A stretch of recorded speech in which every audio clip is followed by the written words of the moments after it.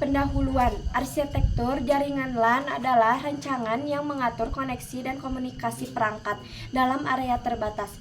LAN berfungsi untuk menghubungkan perangkat, berbagi data, dan sumber daya, serta memastikan komunikasi yang cepat dan aman. LAN bekerja melalui switch dan access point dengan protokol seperti Ethernet atau Wi-Fi. Jenis arsitekturnya mencakup topologi star, bus, ring, media transmisi atau kabel dan nirkabel, serta metode akses atau Ethernet dan token ring. Pertama, definisi arsitektur jaringan LAN. Arsitektur jaringan LAN atau Local Area Network adalah konsep perancangan dan pengaturan jaringan komputer dalam satu area terbatas, seperti gedung, perkantoran, sekolah, laboratorium, atau rumah. Arsitektur ini mencakup struktur fisik dan logis jaringan. Fungsi arsitektur jaringan LAN. 1. Menghubungkan perangkat sehingga komputer, server, printer, dan perangkat jaringan lainnya dapat saling komunikasi. 2. Mendukung berbagai sumber daya seperti file, aplikasi, perangkat keras. 3. Memfasilitasi komunikasi internet termasuk email lokal, VoIP, dan layanan kolaborasi lainnya. 4. Meningkatkan efisiensi operasional karena data dapat diakses secara cepat dan terpusat. 3. Cara kerja jaringan LAN. Jaringan LAN beroperasi dengan menggunakan protokol komunikasi seperti Ethernet dan Wi-Fi untuk mengatur aliran data antar perangkat. Setiap perangkat memiliki MAC address sebagai identitas fisik dan IP address sebagai alamat logis. Data yang dikirimkan akan dipecah menjadi paket, kemudian diteruskan melalui perangkat jaringan seperti switch atau access point.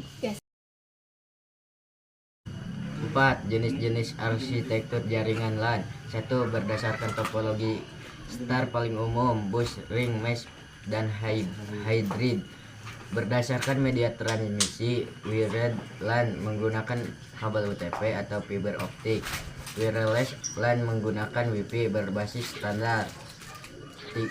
Berdasarkan model komunikasi, client server menggunakan server pusat. Peer-to-peer komunikasi langsung antar perangkat. Konsep-konsep yang terkait arsitektur LAN. Beberapa komponen dan konsep penting yang berkaitan dengan arsitektur LAN meliputi perangkat jaringan switch, router, access point, NIC, kabel jaringan, dan firewall. 2. Protokol jaringan TCP, IP, ARP, DHCP, DNS, dan protokol transport seperti DCP dan UDP. 3. Pengelolaan jaringan. Segmentasi jaringan melalui VLAN, mencegah loop menggunakan spanning tree protokol STP, serta pengaman jaringan melalui firewall.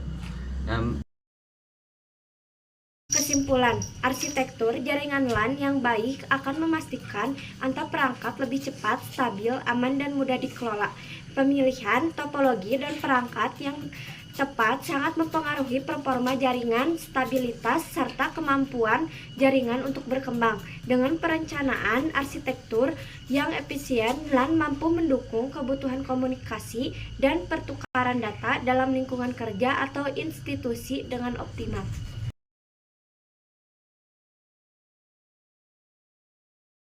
Definisi topologi bus. Pertama, topologi bus adalah konfigurasi jaringan komputer di mana perangkat seperti komputer, printer, server terhubung ke satu kabel utama yang disebut bus.